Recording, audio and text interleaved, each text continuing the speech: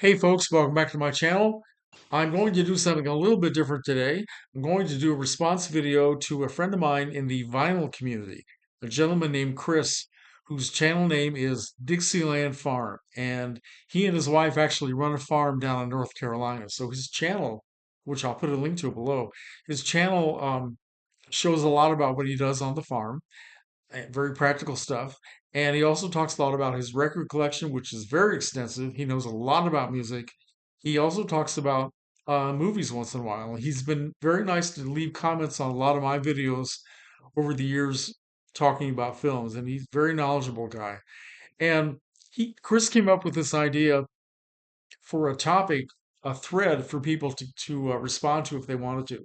And I wrote this down, and I thought this was so off the wall and so original that I thought I would uh, take part. So here's what he wants us to do: show a record you always wanted to show, but had no reason to. Okay, so that covers a lot of ground, and it kind of implies that something is going to be very obscure and not easily connected to anything else that people are talking about on YouTube. Because there's so many people out there talking about records and showing their collections and all this stuff.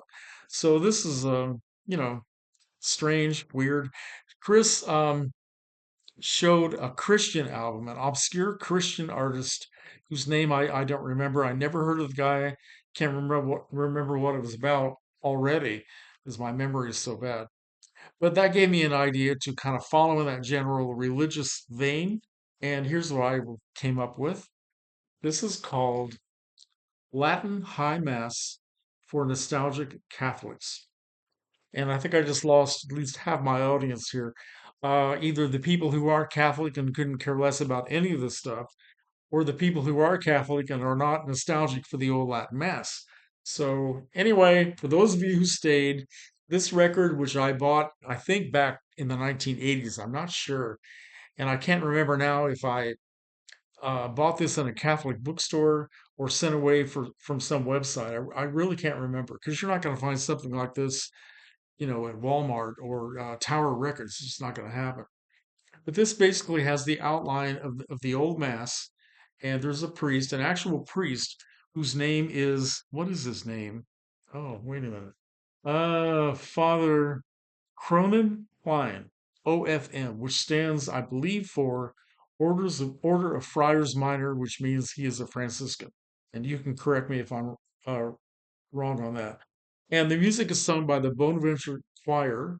I'm not sure who they are exactly, but um, shows it has the outline of the mass, a lot of very Gregorian chant, it has polyphony, it has the priest chanting the prayers and the response by the choir, and it follows the entire structure of the old mass with the Kyrie, the Gloria, the Sanctus, Agnus Dei, the Ite Missa Est, which is the sending forth of the congregation, and that's where the word Mass came from in the first place.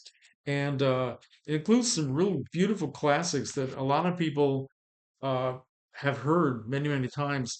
One is the Ave Maria by Franz Schubert, or Schubert, I don't know if that's the correct pronunciation. Cesar Frank's Panis Angelicus, and it's really quite beautiful. And what you have here on the cover, these drawings are actually taken from a Roman missal from the year 1937, and they would put these in so the people could know what the priest was doing at each point in the mass, and give you diagrams that shows him making the sign of the cross, genuflecting, elevating the host, that sort of thing. So it's actually very beautiful. And the thing is, you don't necessarily have to be nostalgic.